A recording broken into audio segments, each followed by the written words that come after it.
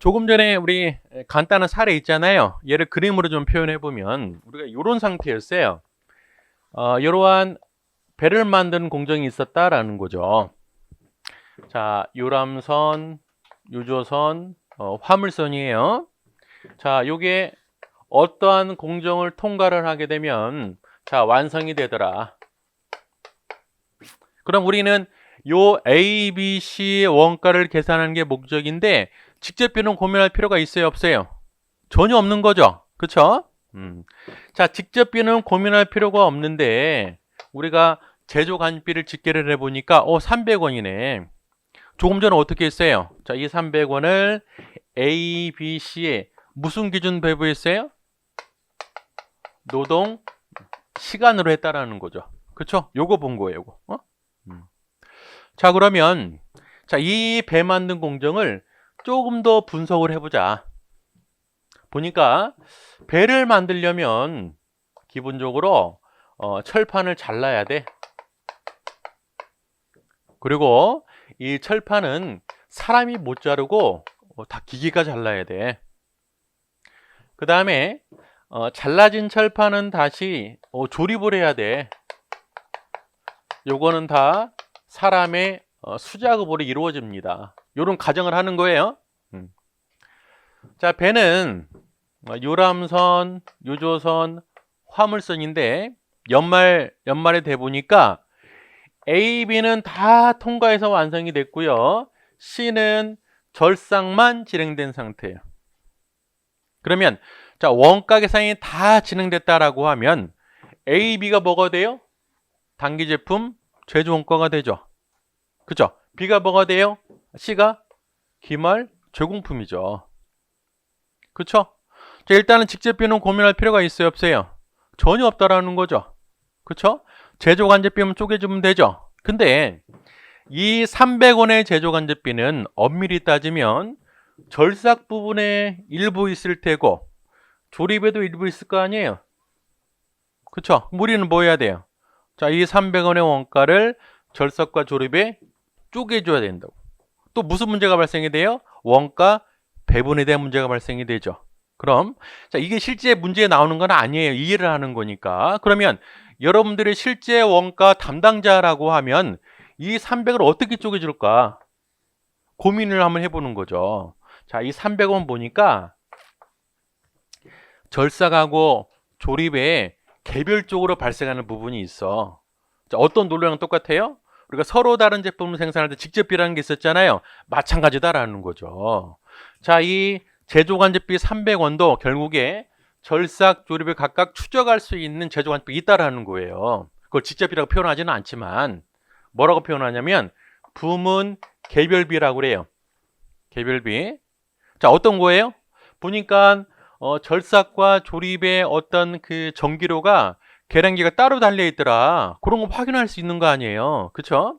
만약 얘가 100원이고 50원이다라고 하면 결국에 확인할 수 없는 공통비는 얼마예요? 이제 150원이죠. 그럼 150원 어떻게 해야 돼요? 자, 공통비가 150원, 배부 대상은 절삭 조립이니까 뭐 찾아야 돼요? 배부 기준 찾아야 되겠죠. 자, 만약에 이 150원이 임차료다라고 하면 뭘로 나누면 될까요? 면적으로 나눈다든지 뭐 방법이 있겠죠. 자, 나눠보니까 자, 얘가 100원, 50원이라고 할게요. 그럼 결국에 300원의 전체 제조간접비는 각 부문에 얼마씩 쪼개져요? 200원, 100원씩 쪼개지는 거죠. 실제 문제에서는 이 과정을 물어보지는 않아요. 이미 이게 주어진다고. 근데 여러분들은 그냥 암기만 해버리면 그 논리를 해석할 수가 없어요. 그래서 설명해 드리는 거라고. 이 과정을 통해서 쪼개진 거다라는 거죠. 그쵸? 그 다음에 그러면 이제 200원은 어디에 배부해야 돼요? A, B, C에 배부해야 되고 요 100원은 어디에 배부해야 돼요? A, B에만 배부해야 되죠. 그쵸? 그리고 자, 200원을 A, B, C에 배부할 때 배부 기준을 뭘로 써야 될까요? 기계 작업이라고 그랬으니까 기계 시간이 합리적이죠. 자, 요 배부 기준도 누가 결정해줘요? 출제자가 결정해 준다고. 고민할 필요가 없는 거예요. 자, 얘는 무슨 기준? 사람이니까 노동시간이 합리적인 거 아니에요. 그쵸? 그래서 이런 방법을 뭐라고 표현하냐면 우리 책에서는 부문별 배부라고 그래요. 자, 얘는 공장 전체 배부라고 한다고. 자, 부문별 배부라는 건 이런 배경이 있는 거예요. 실제 문제에서는 다 잘라내고 그냥 이것만 나와. 이해되죠? 자, 그 다음에 자, 공장을 다시 한번 분석을 해봤어요. 다시 한번 분석을 해보니까 자, 제품을 생산하기 위해서는 마찬가지로 절삭하고요, 조립 부분이 있다라는 거죠. 제품은 자, A하고 B, C 절삭과 조립을 통해서 자, 완성이 됩니다. 자, 근데 어제 제가 공장에 가봤냐고 물어봤죠. 대부분 안 가봤을 거라고.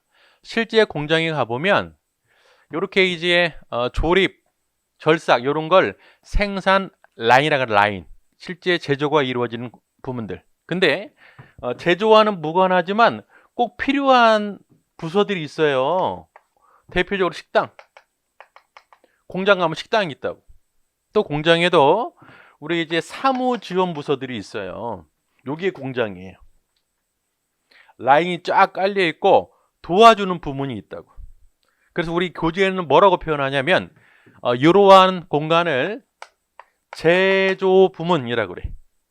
그리고 얘를 뭐라고 표현하냐면 보조 부문 또는 서비스 부문이라고 합니다. 우리 교재에서는 이게 공장이에요. 됐어요? 물론 이제 제품 제조는 어디에서 이루어져요? 제조 부문에서 이루어진다고. 자, 이제 A, B, C 원가 계산 한번 해볼게요. 직접 비는 고민할 필요가 있어요, 없어요? 전혀 없다고. 제조 관제비만 잘 쪼개주면 되겠죠? 자, 일단 식당에서는 돈을 쓸 텐데 밥을 생산하려고 하니까 쌀 이런 거 필요하더라. 쌀은 제조 원가일까 아닐까? 쌀. 어떻게 생각하세요? 무조건 제조 원가예요. 무조건. 고민할 필요가 없어. 왜? 공장에서 발생이 되는 거잖아요. 무조건 제조 원가예요. 근데 실무적으로는 뭐 영업사원이 와서 먹었다라고 하면 반환해야 돼. 판관비로. 근데 공장에서 일하시는 분들이 먹은 밥은 다 제조 원가예요. 자, 그럼 사무부. 자, 공장에도 회계팀이 있더라. 사무지원부서가. 사무지원부서 직원의 급여는 제조 원가일까 아닐까? 제조 원가지. 뭘로 가야 돼요? 간접 노무비예요. 그렇죠? 그러면 식당이나 사무부에서 발생하는 원가는 제조 원가인데 제조 원가는 세 가지가 있다고 그랬거든요. 직접 재료비, 직접 노비, 제조 간접비 뭘까요? 무조건 제조 간접비지. 왜? 여기서는 직접비가 발생할 여지가 하나도 없죠. 만약 문제에서 그럴 리 없겠지만 이 일본의 직접비다라고 하면 이상한 사람이에요. 그 사람은. 아니 생산하면 너도 직접비가 발생이 돼. 이해되세요? 발생할 여지 전혀 없어요. 결국에 우리는 또 어떻게 해야 돼요? 이 300원을 여기 쪼개줘야 돼. 그러지 않겠어요? 그렇죠? 실전에서는 여러분들한테 쪼개라는 문제는 안 나와요.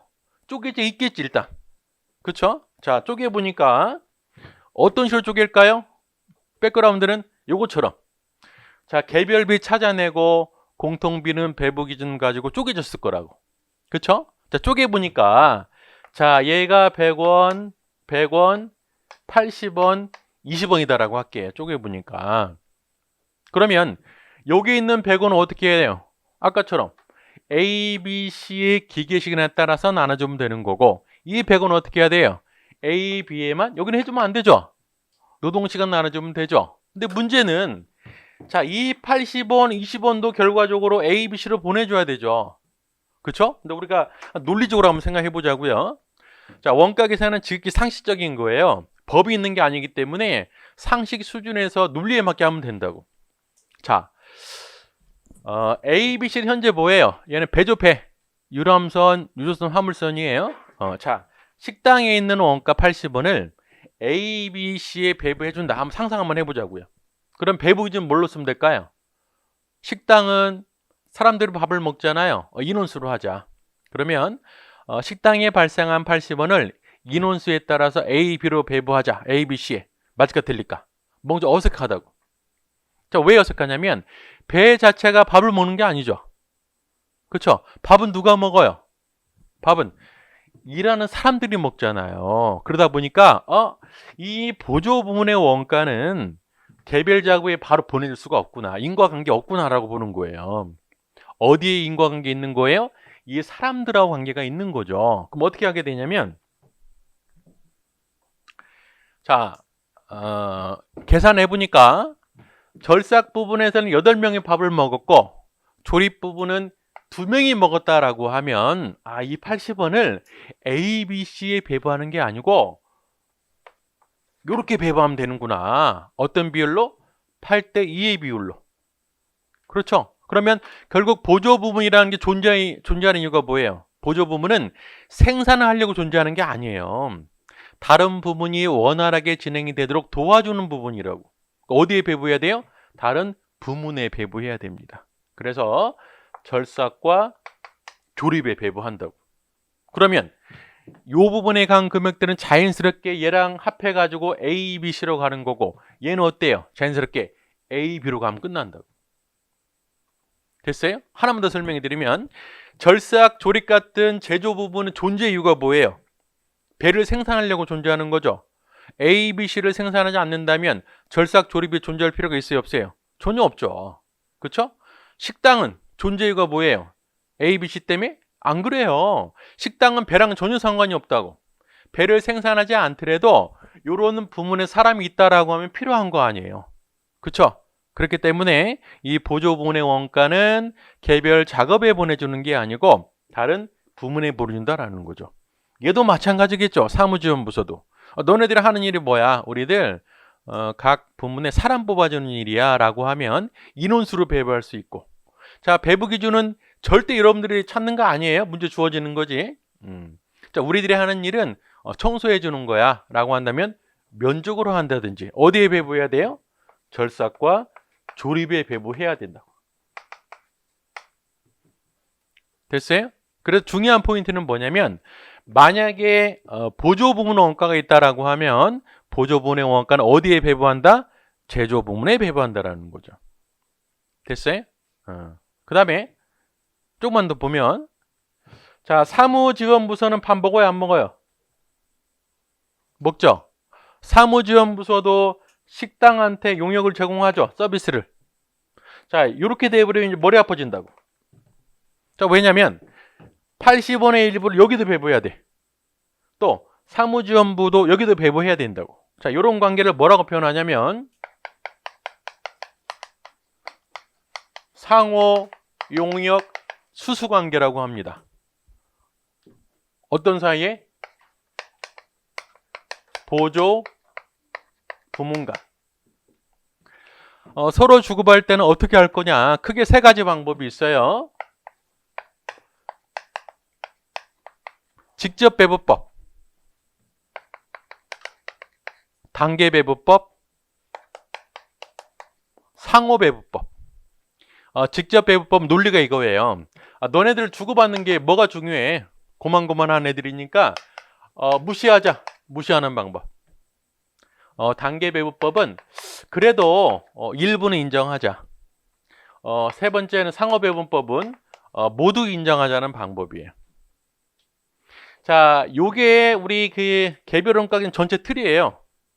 그러니까 개별 원가 계산하면 이게 머릿속에 있어야 된다고. 여기 살만 붙이면 되는 거예요. 결국에 정리를 해보면 개별 원가 계산은 서로 다른 제품을 생산한다라는 거죠.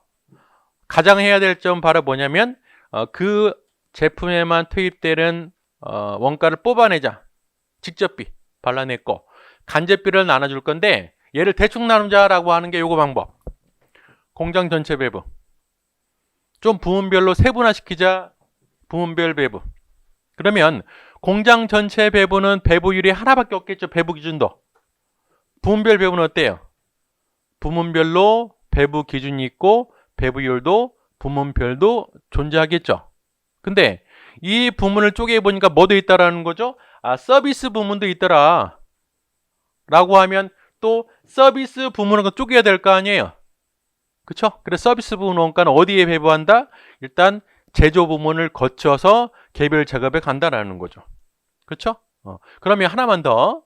만약에 우리 회사가 이런 상태임에도 불구하고 공장 전체에 배부를 하겠다라고 하면 굳이 얘네 구분할 필요가 있어요, 없어요? 없죠?